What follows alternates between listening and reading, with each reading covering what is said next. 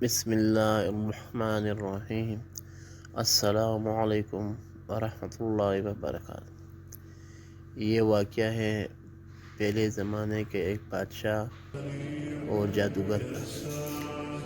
حضرت صہیب رضی اللہ عنہ سے روایت ہے کہ رسول اللہ صلی اللہ علیہ وسلم نے فرمایا، تم سے پہلے لوگوں میں ایک بادشاہ تھا، اس کا ایک جادوگر تھا۔ جب وہ جادوگر بوڑھا ہو گیا، اس نے بادشاہ سے کہا، اب میں بوڑھا ہو گیا ہوں، آپ میرے پاس کوئی لڑکا بھیج دیجئے، میں اس کو جادو سکھا دوں گا۔ چنانچہ اس نے اس کے پاس ایک لڑکا بھیج دیا، وہ اسے سکھانے لگا۔ جب وہ جادو سیکھنے کے لیے جاتا تو اس کے راستے میں ایک راہب تھا، وہ اس کے پاس بیٹھنے اور اس کی باتیں سننے لگا جو اسے اچھی لگتی تھی۔ جب وہ جادوگر کے پاس آتا تو راہب سے گزرتے ہوئے اس کے پاس بیٹھ جاتا، اور جب وہ جادوگر کے پاس جاتا تو وہ تاخیر کے سبب اس کو مارتا۔ اس لڑکے نے راہب سے اس بات کی شکایت کی۔ راہب نے اس سے کہا، جب تمہیں جادوگر سے ڈر لگے تو اس سے کہنا میرے گھر والوں نے مجھے روک لیا تھا، اور جب گھر والوں سے ڈر لگے تو کہہ دینا مجھے جادوگر نے روک لیا تھا۔ وہ اسی طرح معاملہ چلا رہا تھا کہ اسی اثناء میں اس کا سامنا ایک بڑے جانور سے ہوا، شیر سے، جس نے لوگوں کا راستہ بند کر دیا تھا۔ لڑکے نے سوچا، آج میں پتہ چلا لوں گا کہ جادوگر افضل ہے یا راہب۔ اس نے ایک پتھر اٹھایا اور کہا، اے اللہ، اگر تجھے راہب کا معاملہ جادوگر سے زیادہ پسند ہے تو اس جانور کو قتل کر دے تاکہ لوگ گزر سکیں۔ اس نے پتھر مار کر اس جانور کو قتل کر ڈالا اور لوگ راستے پر سے آنے جانے لگے۔ پھر وہ راہب کے پاس آیا اور یہ بات بتائی۔ راہب نے اس سے کہا، بیٹے، آج تم مجھ سے افضل ہو، تمہارا اللہ کے ہاں مقبولیت کا معاملہ وہاں تک پہنچ گیا جو مجھے نظر آ رہا ہے۔ اب جلدی تمہاری آزمائش ہوگی، اور جب تم آزمائش میں مبتلا ہو جاؤ تو میری نشاندہی نہ کر دینا۔ یہ لڑکا مادرزاد، اندھے اور پلبری کے مریض کو ٹھیک کر دیتا تھا اور لوگوں کی تمام بیماریوں کا علاج کر دیتا تھا۔ بادشاہ کے ایک مصاحب نے، جو اندھا ہو گیا تھا، یہ بات سنی تو وہ بہت سے عطیے لے کر آیا اور کہا، یہ جو کچھ ہے اگر تم نے مجھے شفا دے دی تو سب تمہارا ہے۔ لڑکے نے کہا، میں کسی کو شفا نہیں دیتا، شفا اللہ دیتا ہے۔ اگر تم اللہ پر ایمان لے آؤ تو میں اللہ سے دعا کروں گا، اللہ تمہیں شفا عطا فرما دے گا۔ وہ اللہ پر ایمان لے آیا اور اللہ نے اسے شفا دی۔ وہ بادشاہ کے پاس گیا اور پہلے کی طرح اس کے پاس بیٹھ گیا۔ بادشاہ نے اس سے پوچھا، تمہاری بینائی کس نے لوٹا دی؟ اس نے کہا، میرے رب نے۔ بادشاہ نے کہا، کیا میرے علاوہ تیرا کوئی اور رب ہے؟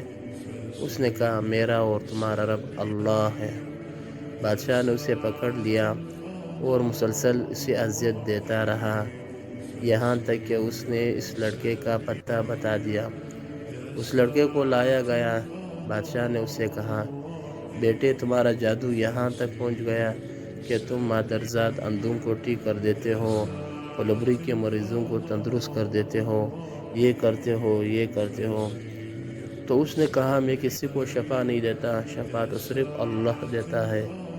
بادشاہ نے اسے پکڑ لیا اور اسے مسلسل اذیت دیتا رہا، یہاں تک کہ اس نے راہب کا پتہ بتا دیا۔ پھر راہب کو لایا گیا اور اسے کہا گیا، اپنے دین سے پھر جاؤ۔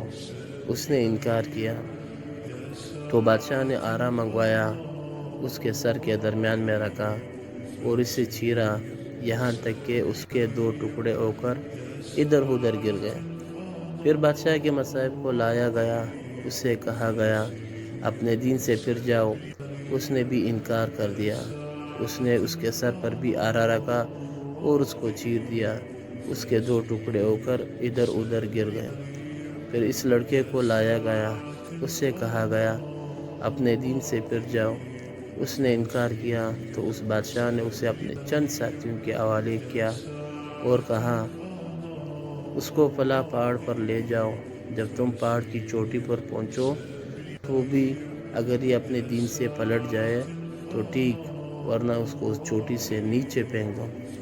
چنانچہ وہ اس کو لے گئے اور اسے لے کر اس پہاڑ پر چڑھ گئے۔ تو اس نے دعا کرتے ہوئے کہا، اے اللہ، تو جس طرح سے چاہے میرے ان کی طرف سے حفاظت فرما۔ چنانچہ پہاڑ نے ان کو زور سے ہلایا، وہ پہاڑ سے نیچے گر گئے۔ وہ لڑکا چلتا ہوا بادشاہ کے پاس آ گیا۔ بادشاہ نے اس سے پوچھا، تیرے ساتھ جانے والوں کا کیا بنا؟ اس نے کہا، اللہ نے مجھے ان سے بچا لیا۔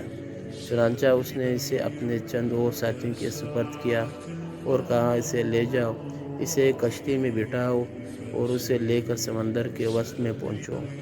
اگر یہ اپنے دین سے پھر جائے تو ٹھیک ہے، ورنہ اسے سمندر میں پھینک دو۔ وہ اسے لے گئے۔ اس نے کہا، اے اللہ، تو جس طرح سے چاہے مجھے ان سے بچا۔ تو کشتی ان لوگوں پر الٹ گئی، وہ سب غرق ہو گئے۔ وہ لڑکا چلتا ہوا بادشاہ کے پاس آ گیا۔ بادشاہ نے اس سے کہا، تمہارے ساتھ جانے والوں کا کیا بنا؟ اس نے کہا، اللہ نے مجھے ان سے بچا لیا۔ پھر اس نے بادشاہ سے کہا، تم اس وقت تک مجھے قتل نہیں کر سکو گے یہاں تک کہ جو میں تمہیں کہوں وہی کرو۔